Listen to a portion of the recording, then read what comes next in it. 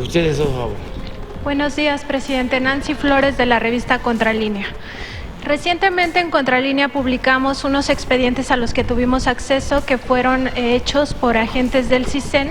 Cada semana hacían informes e incluían audios. Y este expediente al que tuvimos acceso es sobre el espionaje que realizaron en su contra, presidente. Hay cientos de audios, hay además, porque ellos hacían un espionaje totalmente invasivo y violatorio de derechos humanos, hay un seguimiento incluso a las afueras de su domicilio.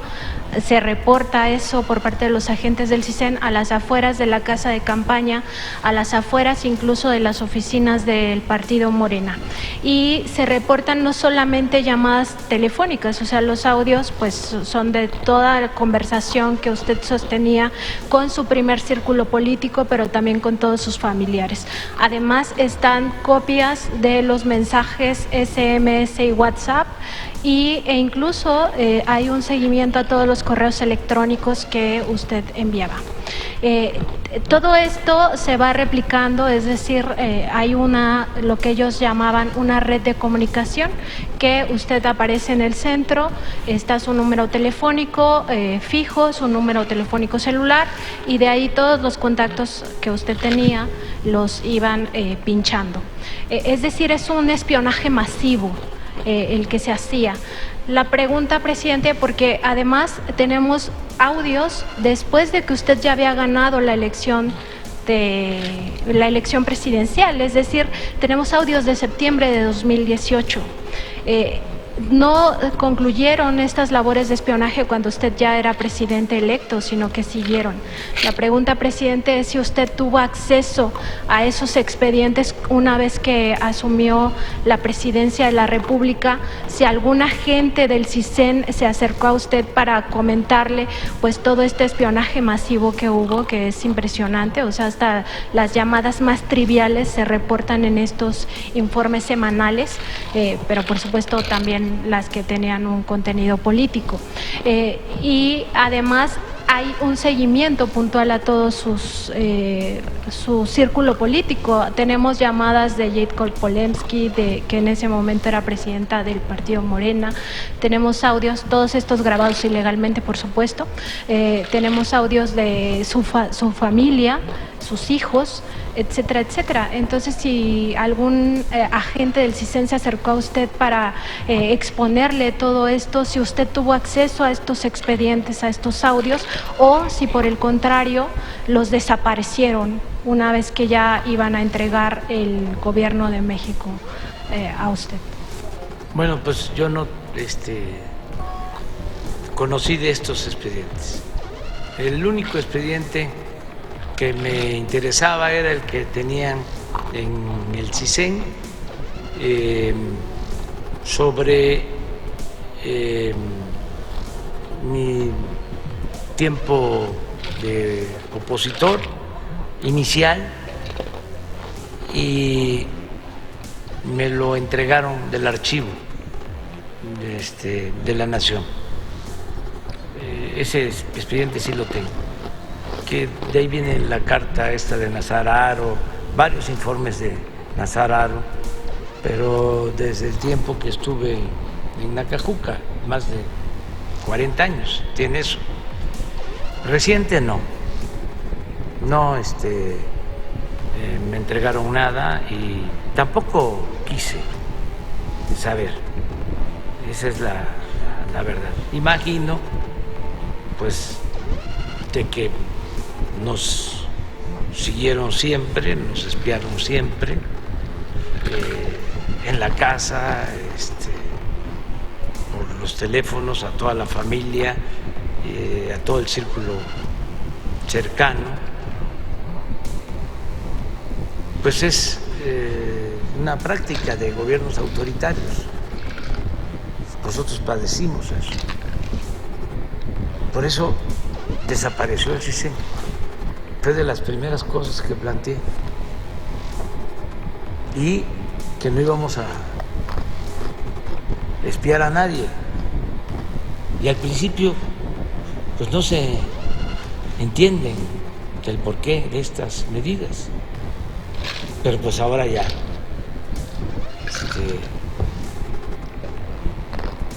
pues se sabe, porque pues esto era una práctica perversa que no solo se aplicaba a nosotros, sino a muchos más, periodistas, otros políticos, se espiaban entre ellos mismos,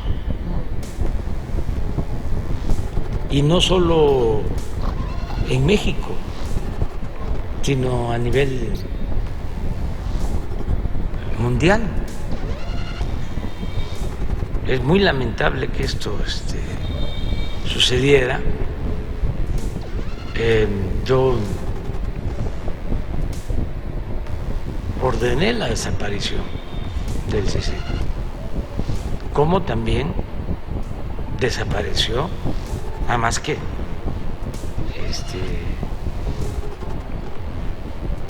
como que pasó de noche,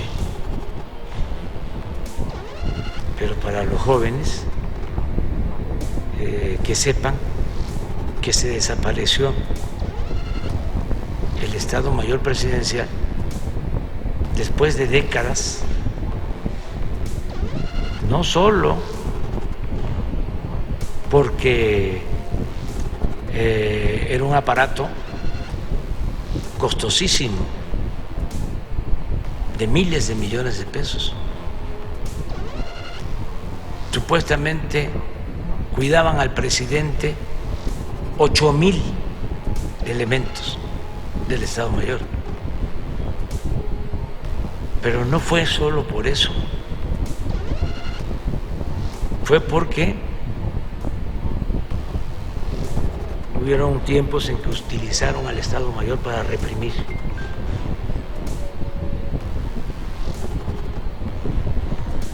Al pueblo.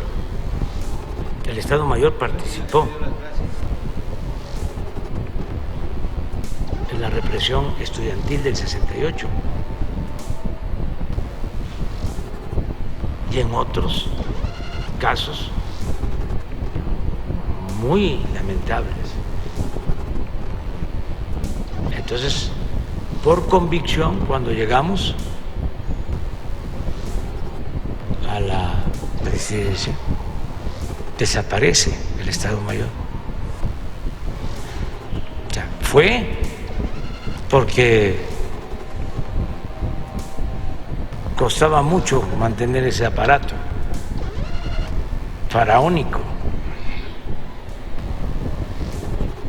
y porque el que lucha por la justicia no tiene nada que temer, pero también es un acto de justicia histórica por lo que hicieron en otros tiempos, por órdenes de los presidentes. Entonces, que nunca más se repita eso, nunca más la represión, nunca más la tortura, nunca más masacres, nunca más ordenar quitarle la vida a nadie, nunca más el mátalos en caliente, nunca más la guerra, defender los derechos humanos, proteger a todos, no querer resolver los problemas con el uso de la fuerza, con medidas coercitivas. No se puede, siempre lo he dicho, enfrentar la violencia con la violencia. El mal hay que enfrentarlo haciendo el bien. Y es posible vivir con tranquilidad, en paz, sin el uso de la fuerza. Por eso es un cambio lo que se está llevando a la práctica. No es fácil. Algunos quisieran, porque son muy autoritarios. Hay quienes todavía piensan que lo que hace falta es mano dura, que lo que hace falta es seguir torturando y actuar sin piedad.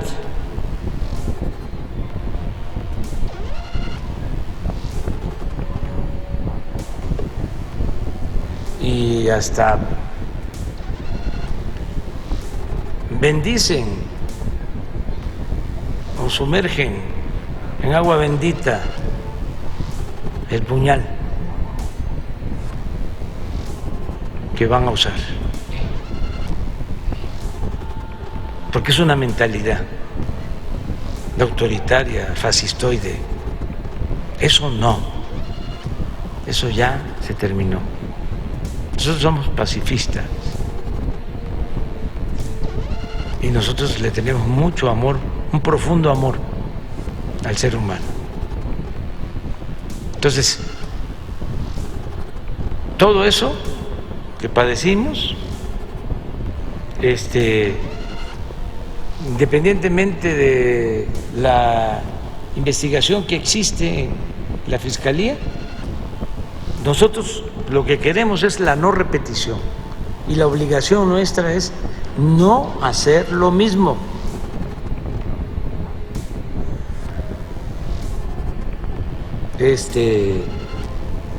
Nada de estar comprando equipos para estar espiando, para estar escuchando a opositores, nada de utilizar el gobierno para encarcelar, para reprimir a adversarios, a opositores.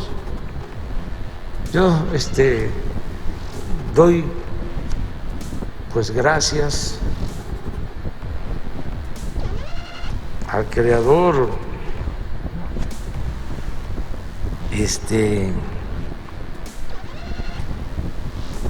a la suerte,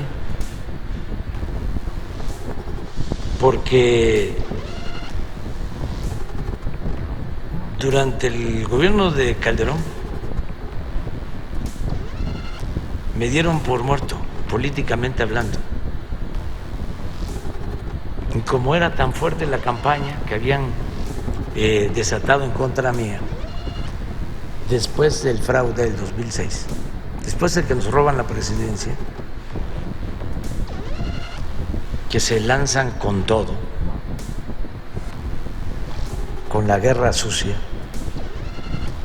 y todavía queda internalizado el mensaje de que yo era un peligro para México.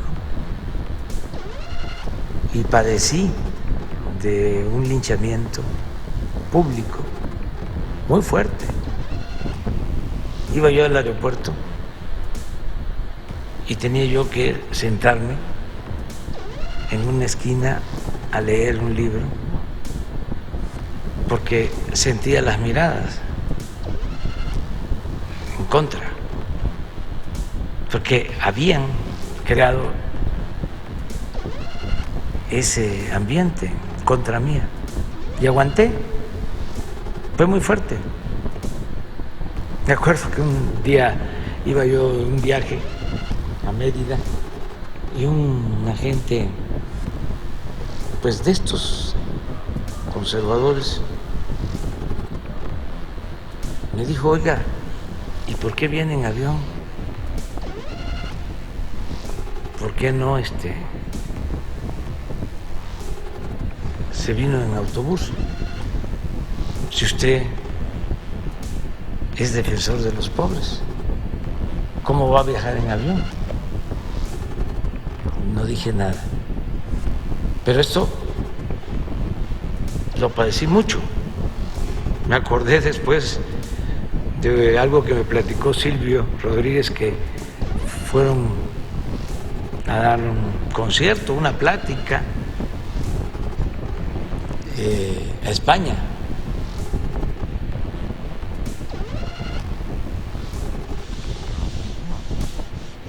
Y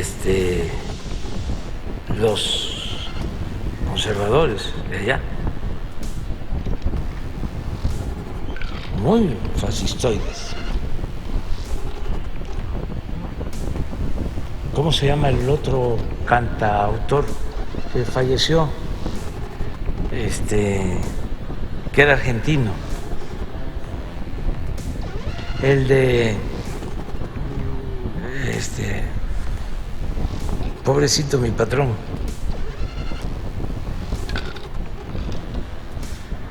No, Facundo Cabral.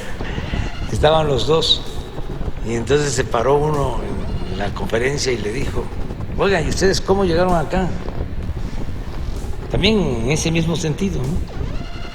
Y Facundo les contestó: pues veníamos a caballo, pero se nos ahogaron los caballos en el Atlántico. Pero bueno, padecí mucho eso y pensé que lo mejor era trabajar organizando al pueblo desde abajo, y recorrí todos los municipios de México en ese entonces, 2007, 2008. Entonces visité los 570 municipios de Oaxaca y me metí abajo, a informar en todas las plazas públicas. Entonces Calderón decía que ahí andaba yo, pues casi como loquito, reuniéndome con muy poca gente. Ya no representaba yo nada. Entonces eso pienso que me ayudó, porque los informes que recibía iban en ese sentido, de que pues sí, en efecto, me he reunido con 10, con 20, con 30, con 40 personas abajo. Sí recuerdo que en una de esas reuniones en Nayarit, en un municipio, fui de los primeros que planteé de que se tenía que terminar la guerra que se había desatado en ese entonces. Tengo la constancia que no era el camino. Estaba en su apogeo la represión, la guerra. Era cuando este señor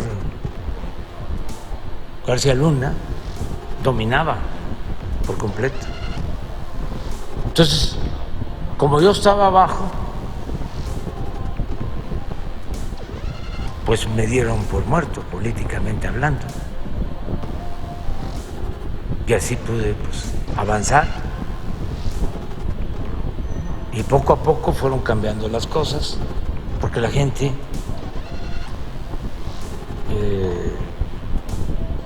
fue también cambiando de mentalidad, porque al pueblo se le puede engañar una vez, 2 veces, pero no se le puede engañar todo el tiempo.